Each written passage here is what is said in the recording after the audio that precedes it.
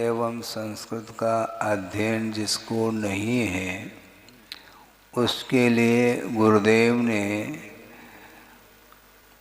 राष्ट्रभाषा में अनुदित किया है। कुंद कुंद का साहित्य, समंतभद्र स्वामी का साहित्य, वो सारा का सारा आद्योपांत राष्ट्रभाषा यानी हिंदी भाषा में अनुवाद किया है और उसके माध्यम से भी वस्तु तत्व तक हम पहुंच पाते हैं। एक दोहा आपके सामने रख रहा हूँ। मैं लिखता नहीं, किंतु आचार्यों ने जो लिखा है उसका मनन चिंतन करने का यह अवसर हमें भी प्राप्त होता है और आप लोगों को भी प्राप्त हो रहा है कि अंत किसी का कब हुआ, अंत किसी का कब हुआ, अनंत सब हे संत, पर सब मिटता सा लगे, पतझड़ पुनः वसंत। ये कहा है कि वस्तु तत्व का चिंतन द्रव्य के आधार से भी किया जाता है और पर्याय को भी आधार बना करके चिंतन किया जा सकता है, करना चाहिए। द्रव्य की ओर जब दृष्टि जाती है तो अविनश्वरता का बोध होता है। वस्तु नश्वर नहीं है किंतु अविनश्वर है। जैसे नेमेश्वर धाम,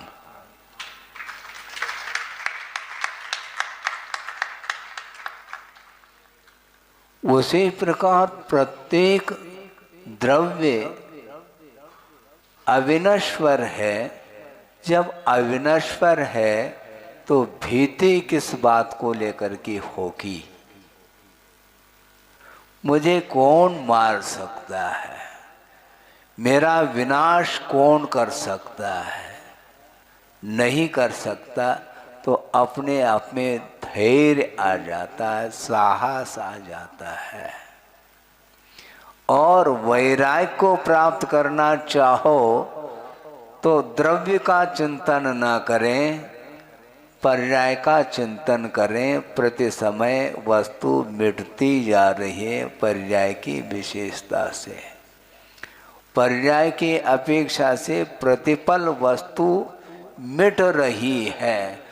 वस्तु अविनश्वर है किंतु उसकी जो अवस्था विशेष है वह नाश को प्राप्त हो रही है। कुंद कुंद का भी यही कहना है और समय सार ग्रंथ में वह स्पष्ट लिख रहे हैं, जो वेदि वेदिज्यदि समये समये विनश्ये उभयम तम जान गोदुनानी उभयमविन कंकई कयावि कदापि न आकांक्षति नानी।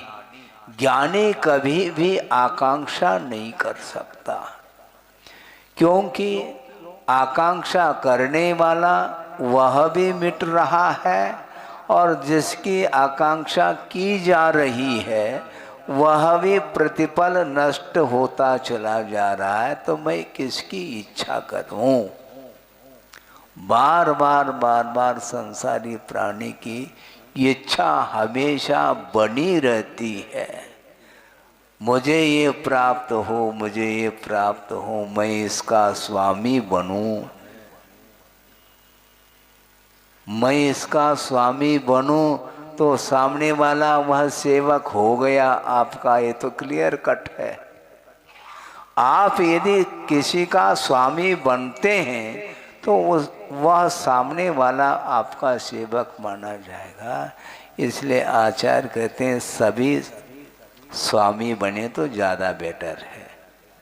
सेवक कोई भी ना रहे, क्योंकि अपने आप के शुद्ध परमात्म तत्व को प्राप्त कर लेगा तो किसी के भी स्वामी बनने की इच्छा नहीं होगी। तीन लोक के स्वामी प्रभु हैं और हमें भी प्रभु बनना है, इसलिए प्रभु और गुरु की आराधना प्रारंभ करिएगा। और वैराग जो उत्पन्न होता है वह पर्याय के निरंतर मिटती हुई पर्याय को देखते हुए ही वैराग उत्पन्न हो जाता है, वैराग ताज़ा होता है। पर आज वैराग कैसा प्राप्त हो, कैसा प्राप्त हो? संसारी प्राणी के लिए वैराग कभी कभी प्राप्त होता है किंतु वह क्षणिक वैराग्य माना जाता है, जैसे स्मशान वैराग्य। हाँ, स्मशान वैराग्य क्या? वहाँ पर जाने के बाद अरे जलाया जा रहा है, अंत्येष्टि की जा रही है, अग्नि संस्कार हो रहा है, जिसका पालन पोषण किया था वह चला गया और जो रहा है वह पार्थिव शरीर है और उसको अग्नि दी जा रही है। मरना सबको एक दिन, ये वहाँ पर देखने को मिलता है। और अंत्येष्टि करने के बाद वह आकर के स्नान कर लेता है और पुनः वही तात्कालिक वैराग्य था, पुनः वह सारा वैराग्य समाप्त हो जाता है। वह पुनः दुकान मकान पगड़ी आदि आप पहनाते ना, और उसको धैर्य दिलाया जा रहा है सबको मरना है, ज़्यादा सोचो नहीं, ज़्यादा विकल्प नहीं करो, अपने बाल बच्चे हैं, परिवार हैं, उनको संभालो। संभाले में लग जाता है वो, लेकिन बारी सबकी आएगी। तो इसलिए सारा संसार पतझड़ पुनः वसंत, ये पेड़ है, वृक्ष है, हरा भरा है, किंतु समय पर सारे पत्ते झड़ जाते हैं और नए कोमल कोपलें उत्पन्न हो जाती हैं, आ जाती हैं। यह लगा हुआ, इसलिए अतीत में अनंत पर्याय व्यतीत हो चुकी हैं और अनागत में भी भविष्य में भी अनंत पर्याय इसी द्रव्य में से निकलेगी। इसीलिए द्रव्य तो कायम रहेगा, अंत किसी का कब हुआ? किसी का भी नहीं। अनंत है सब संत, संत के लिए संबोधित कर रहे हैं, सारे के सारे अंत रहित है, अनंत काल तक थे, रहें और रहेंगे, इसी को जीव बोलते हैं। किंतु पर्याय स्थायी नहीं है। वह इंद्र भी क्यों न हो, अहम इंद्र भी क्यों न हो, उसको धरती पर आना पड़ेगा, वहाँ से मुक्ति नहीं। पर सर्वार सिद्धि से बहुत ज़्यादा दूर नहीं, सिद्धालय वहीं के वहीं पहुँच जाए, नहीं पहुँच पाएंगे आप, हाई जंप नहीं कर सकोगे वहाँ पर, यहाँ आना पड़ेगा आपको। अहम इंद्र भी जिसका अकाल में मरण नहीं है, वैकृत शरीर है, वह किसी के द्वारा कट नहीं सकता, पिट नहीं सकता, मिट नहीं सकता, किंतु वहाँ से मुक्ति नहीं। मुक्ति किससे होगी? जहाँ से आए वहाँ से वहीं पर जा रहे हैं आप, हैं? यही तो कहना चाह रहे हैं। कहाँ से आए, कहाँ जाना है, किसी को ज्ञात नहीं, लेकिन फिर भी वर्तमान में वह पुनः उसी स्थान को प्राप्त हो जाता है। ये वस्तु तत्व का बोध होने के बाद भी वह बोध काम नहीं करता वैराग्य के अभाव में। और वैराग्य जिसको तीव्र वैराग्य हो गया मान लो, फिर उसको संसार में कोई भी स्थान अच्छा नहीं लगता। अपने आप में रहना ही उसको पसंद आता है। कोई भी चीज अच्छी नहीं लगनी चाहिए। संसार में कोई भी वस्तु अच्छी नहीं लगती। यदि अच्छी लग रही है तो वह तात्कालिक है। कालांतर में वही वस्तु उसके लिए प्रतिकूल होती चली जाती है। अभी जंगल जा रहे थे, काफी हवा चल रही थी, परिवर्तन। और एक समय वो होता कि बाहर उनको बहुत गर्मी लग रही है। क्षण क्षण में परिवर्तन जो आ रहा है, इसी का नाम संसार है। संसरणम संसार परिवर्तनम इत्यर्थ। परिवर्तन का नाम संसार है। इसलिए कोई भी वस्तु नित्य नहीं है संसार में। इसलिए इस प्रकार निरंतर जो सोचता है उसी को वैराग्य प्राप्त हो सकता है। महाराज सामायिक में क्या करें? सामायिक में मतलब कोई कोठी है क्या? कोई वहां जा कर के कुछ करना होता है? कुछ करना नहीं सामायिक है। कुछ भी नहीं करना, लेकिन आपको करना है, ध्यान रखो, नहीं तो भूल जाओगे। आपको आपका यही सामायिक है। हाँ, निरंतर जिनालय बनाने में आप तत्पर हो जाएगा, यही सामायिक आपका। और श्रवण का वृत्ति का सामायिक अलग है। महाराज सामायिक में नींद आती है। हमने कहा भैया सामायिक में नींद आ नहीं सकती। महाराज आ तो रही है, वो सामायिक थोड़ी। फिर नींद आ रही है तो सामायिक थोड़ी, और सामायिक है तो नींद नहीं।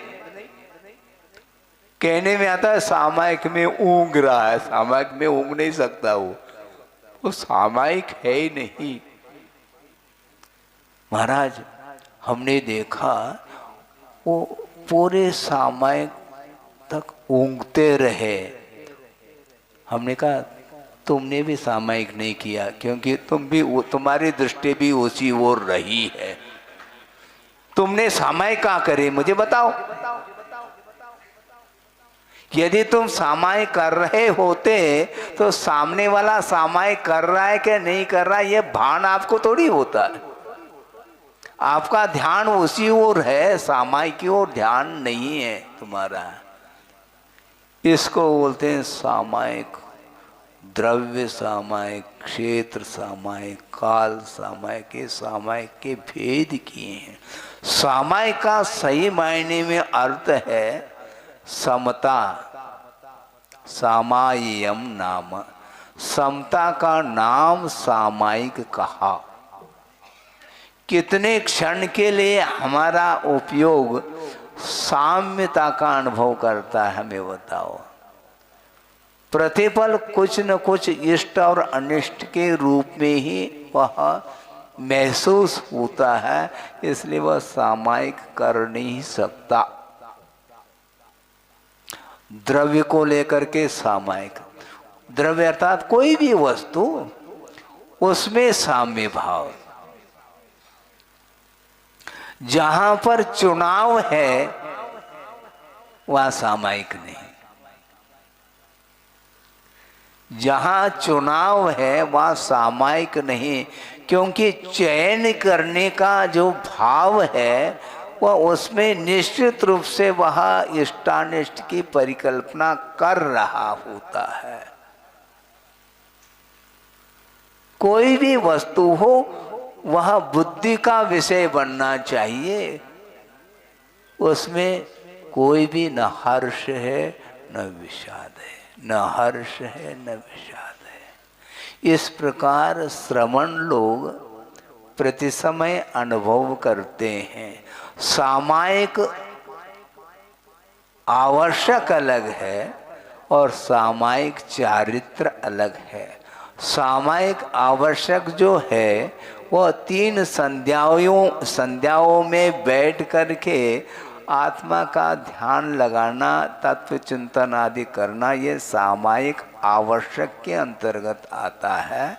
इसमें गुप्ती का एक अवसर आता है, किंतु सामायिक से निवृत्त होने के उपरांत भी श्रवण का प्रति समय एक सामायिक चारित्र बना रहता है, इन्हें साम्य भाव। किसी भी पदार्थ का समागम हो जाए तो उसमें किसी भी प्रकार से प्रतिकार का भाव नहीं रखना, यह सामायिक है। बहुत कठिन है महाराज, हाँ बिल्कुल, इतना सरल थोड़ी है, जटिल है किंतु कुटिल नहीं, ये कहा है। मोक्ष मार्ग जटिल तो है किंतु उसमें कुटिलता नहीं है, सरलता है। जहाँ पर आर्जव धर्म की उपासना होती है वहाँ पर किसी भी प्रकार से कुटिलाई के लिए स्थान मिल ही नहीं सकता। उसी का नाम आर्जव धर्म है। 10 लक्षण धर्म साल भर में एक बार आप मनाते हैं, जबकि श्रमण लोग प्रति समय मनाते हैं, क्योंकि प्रति समय आर्जव धर्म की, मार्दव धर्म की, क्षमा धर्म की, 10 लक्षण धर्म की आराधना व प्रतिपल करते रहते हैं। इसलिए उनका सामायिक चारित्र प्रतिपल बना रहता है। इसको सुरक्षित रखना बहुत कठिन होता। कोई न कोई ऐसा अवसर आता है जिसमें पदार्थ को लेकर के इष्टानिष्ट की परिकल्पना हो सकती है, न हो इसका नाम सामायिक। परीक्षा प्रतिपल होगी श्रवण की, है प्रतिपल परीक्षा। बैठे क्यों फिर? या तो परीक्षा में मत बैठो, पास और फेल का कोई विकल्प ही नहीं, कोई विकल्प ही नहीं उसको। किंतु परीक्षा में बैठे हैं तो निरंतर हमें अलर्ट रहना है, किसी से प्रभावित नहीं होना। 5 इंद्रियां हैं, उन इंद्रियों के माध्यम से मनोज्ञ और अमनोज्ञ वस्तुओं का समागम होता रहता है। उस समय भी वह तटस्थ भाव के साथ उसको जानता रहता है कि वस्तु का परिणमन है, इसलिए उसको गम नहीं, दुख का अनुभव नहीं होता। दुख क्या वस्तु, वह भी क्षणिक है और सुख भी क्षणिक है, दोनों क्षणिक है। साता भी क्षणिक है और असाता भी क्षणिक है। तो अविनश्वर क्या है? द्रव्य है। इसलिए उसका आलम्बन लेकर के निरंतर आनंद का अनुभव कर सकते हैं, करना चाहिए। इस प्रकार कुंद कुंद स्वामी श्रवणों के लिए संबोधित कर रहे हैं, श्रावकों के लिए नहीं। और श्रावकों के लिए कौन संबोधित कर रहे हैं? सामंतभद्र स्वामी कर रहे हैं। और श्रवणों के लिए सावधान कर रहे हैं। जो वेद अदि वेदि यदि, जो भी भोग्य वस्तु है वह भी प्रतिपल मिट रही है, और भोगने वाला जो भोगता है वह भी प्रतिपल मिट रहा है, क्योंकि उसमें भी तो कोई न कोई पर्याय उत्पन्न हो रही है और मिट रही है। अर्थ पर्याय का अर्थ है एक समयवर्ती जो पर्याय है उसका नाम अर्थ पर्याय, वह प्रतिपल तरंग की भांति वह मिटती चली जाए। एक समय में आप वृद्धावस्था को प्राप्त नहीं हुए, ये ध्यान रखो। जन्म होने के अनंतर समय से इसमें पर्याय निकलती चली जा रही है और अवस्था ये आ चुकी है। बाल्य अवस्था आती है, चली जाती है, किशोर अवस्था आती है, चली जाती है, युवा अवस्था आती है, चली जाती है, वृद्धा अवस्था आती है तो ले जाती है वो। उसके बाद कोई भी पर्याय नहीं है, उसके बाद कोई अवस्था ही नहीं है, मरण को प्राप्त होगा। सोचो विचार, इसके बाद भी समझ में बात नहीं आती है। जब मरण होगा तब देखा जाएगा। देखा क्या जाएगा, मरण को देख ही नहीं पाओगे तुम और ले जाएंगे। किसी भी पल में लाइट ऑफ हो सकता है, करंट, बिजली गोल, गोल का अर्थ क्या, अभाव सूचक अर्थ है, गोल और चौकोर नहीं है, ध्यान रखो। हाँ, ये तो बिजली गोल होती है और चौकोर होती है, ऐसा थोड़ी होता है। और रखा रखा रखा रखा ही वह सड़ जाएगा। कच्चा था आम, वह समय पर पक गया है और समय पर सड़ भी जाएगा। क्यों? ये परिणाम इसी को बोलते हैं। सड़ता हुआ आम देखने में नहीं आता, सड़ने के बाद देखने में आता है। इसके उपरांत भी संसारी प्राणी की वृत्ति देखो, देखा कभी आपने? सारी क्रियाएं आप लोग करते हैं लेकिन ध्यान नहीं जाता। आम पका हुआ है लेकिन एक कोर सड़ा हुआ है, तो उतना उसको निकाल करके शेष। हाँ, इधर कह रहे हैं प्रतिफल मिट रही वस्तु, इसके जब वो सड़ेगा तब सड़ेगा, अभी तो ले लो उसको। हाँ, 12 भावना का चिंतन बहुत कठिन होता है।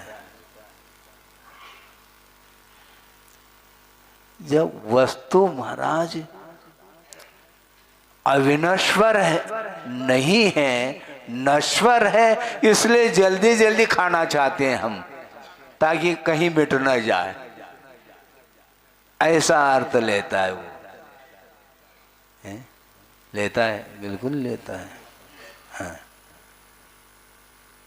भस्मीभूतस्य देहस्य पुनरागमनम कुतः। यह शरीर भस्म होने वाला है, इसलिए जब तक है तब तक इसका उपभोग करो, ऐसा वह मानता है। हाँ। ये कारिका आती ना, हाँ, क्या आती वो? हाँ, घृतम पिबेत। हाँ, भस्मीभूतस्य देहस्य यावत्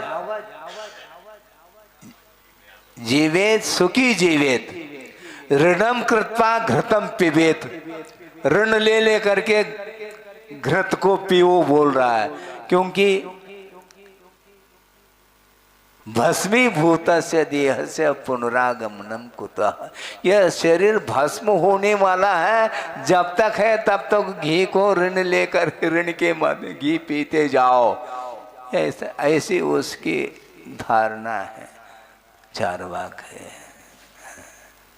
सोचो, विचार करो। वो भी सोच रहा है, वह भी शरीर को नश्वर मान रहा है, किंतु मिट न जाए, मिटने के पहले ही उसका उपभोग कर लो, इस प्रकार वह सोच रहा है। ये अज्ञान का परिणाम है।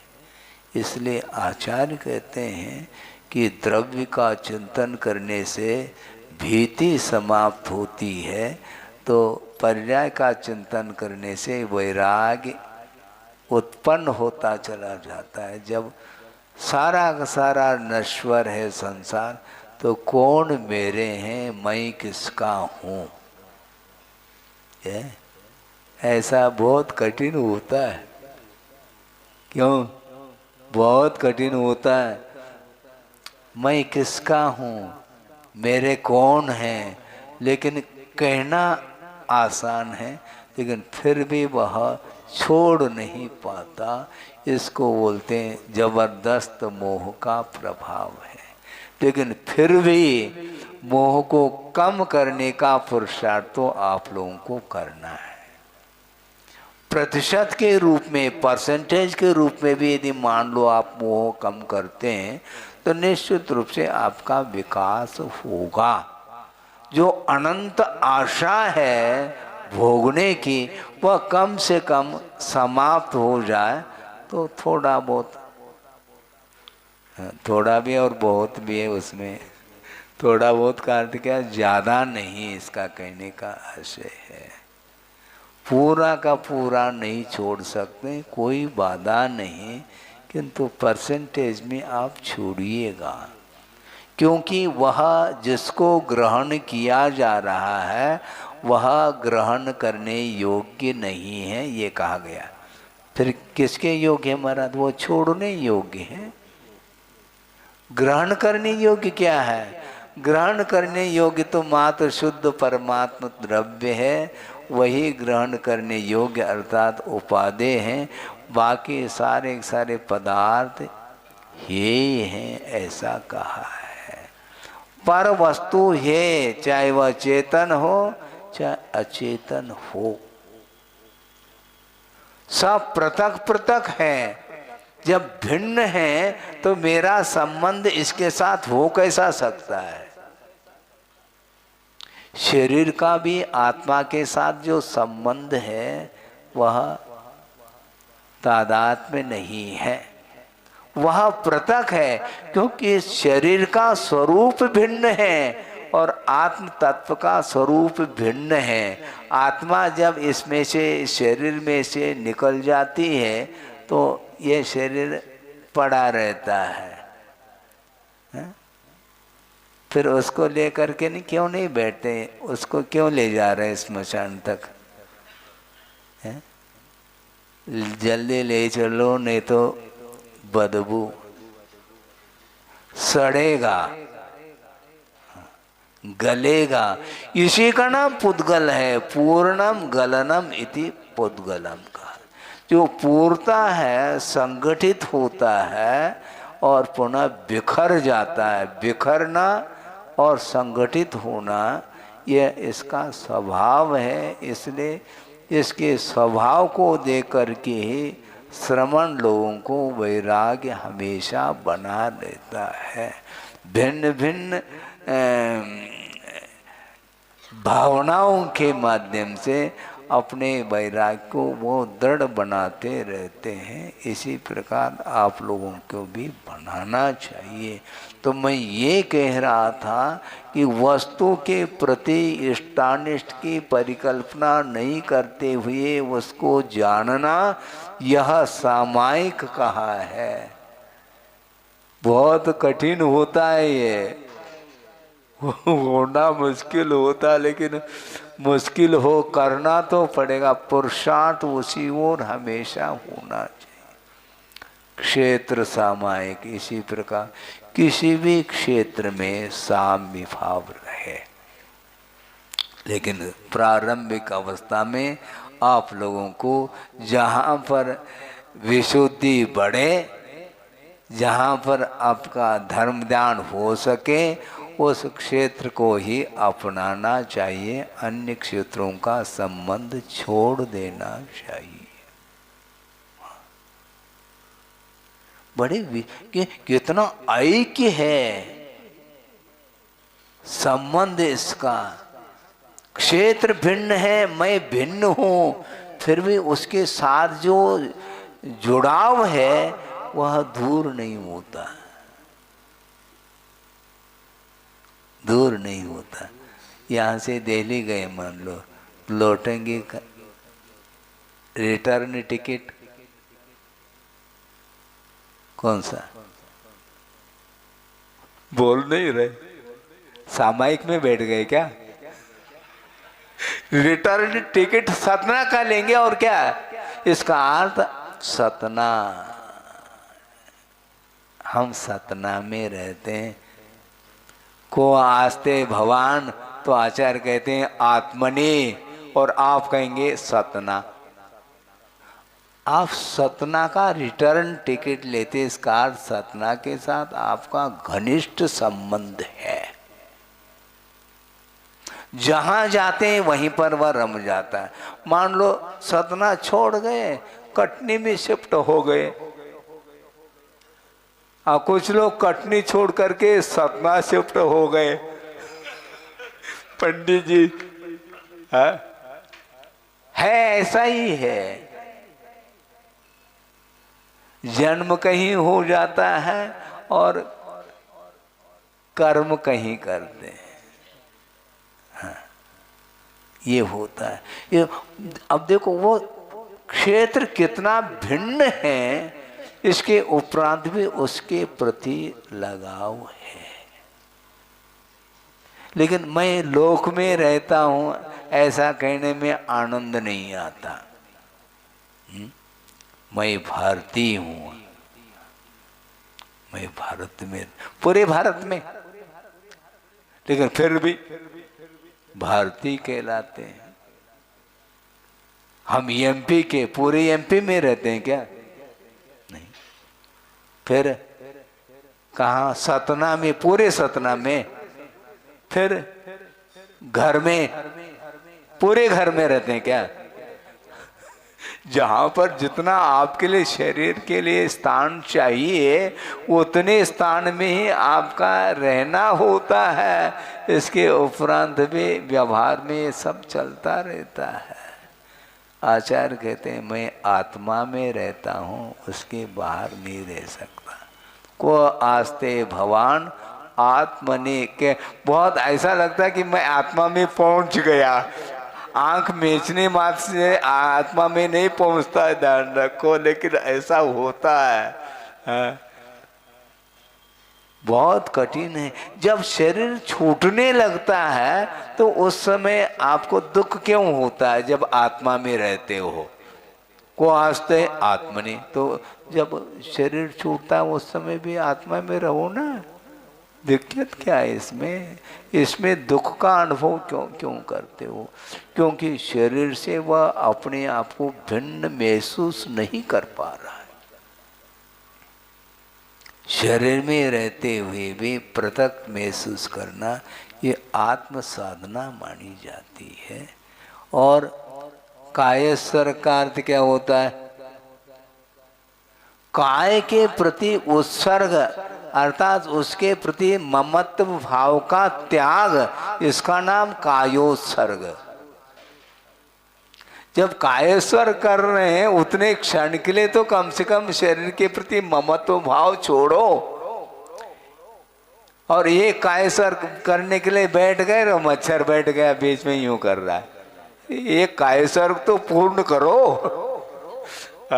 उतने समय के लिए भी शरीर से पृथक रहने का एक भाव नहीं, उसके साधना नहीं बन पा रही है, तो कैसा पृथक करेगा अपने आप को? बहुत कठिन होता है। ये सब पढ़ो थोड़े बहुत, आप भक्ति में तो लीन होते हो, लेकिन शास्त्र खोल करके कोई बात रखी जाती तो उस समय, क्योंकि वह विषय कैच नहीं हो पाता है, समझ में बात नहीं आती। क्यों नहीं आती? कभी समझने का पुरुषार्थ किया नहीं। महाराज आत्मा दिखाई नहीं देती और बार बार आप आत्मा की बात करते हैं। हम आत्मा को देखना चाहते हैं महाराज। हमारी धारणा है आत्मा कोई है ही नहीं। चलो अच्छी बात है, या तो हमें दिखा दो आप। उनको ये कहा कि ऐसा करो, एक जो है ना, एक अंगारा हाथ में लेकर के आना, मालूम पड़ जाएगा, आत्मा का एहसास हो जाएगा। आत्मा क्या वस्तु, इसका बोध हो जाएगा। तुम्हें हाथ जोड़ दिया महाराज, हमने आत्मा का ज्ञान हो गया मुझे। हाँ ठीक है, इसी को आत्मा बोलते हैं। आत्मा दिखाई नहीं देती, किंतु जो संवेदन है वह आत्मा का ही संवेदन होता है। हाँ।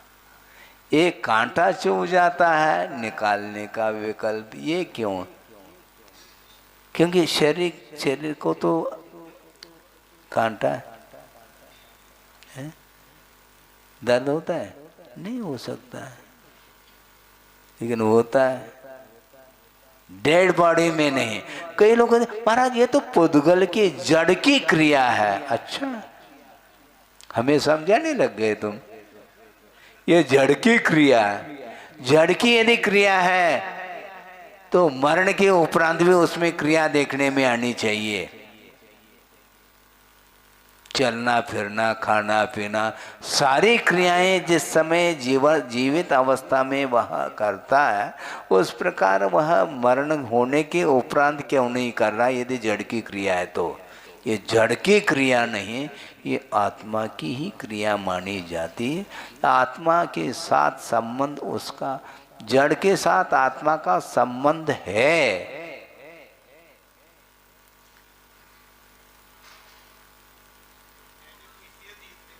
हाँ, नहीं होता है। आपने अनुभव किया?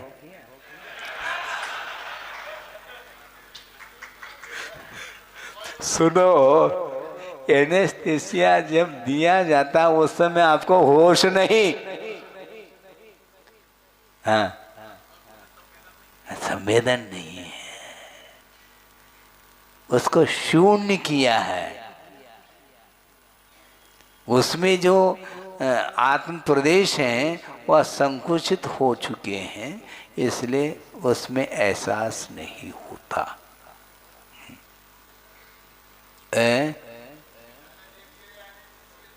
ज्यादा दे जाए तो उसको कोई ख्याल थोड़ी है मुझे ज्यादा दिया जा रहा है, उसको महसूस ही नहीं हो रहा है। बहुत कठिन है, इसलिए नहीं, सुनो, वो लोग बोलते हैं महाराज ये मैं थोड़ी खाता हूँ, ये जड़ की क्रिया है। अच्छा, मैं थोड़ी खाता हूँ, ये जड़ की क्रिया है। तो नमक कम पड़ जाए तो उस समय जड़ की क्रिया नहीं, वो आत्मा की क्रिया हो गई है। नमक ज्यादा हो जाए तो दिक्कत, नमक कम पड़ जाए तो दिक्कत, दिक्कत ही दिक्कत है। जड़ की क्रिया होते हुए भी ये सब क्या है? केवल कहने की बात है, ऐसा है नहीं।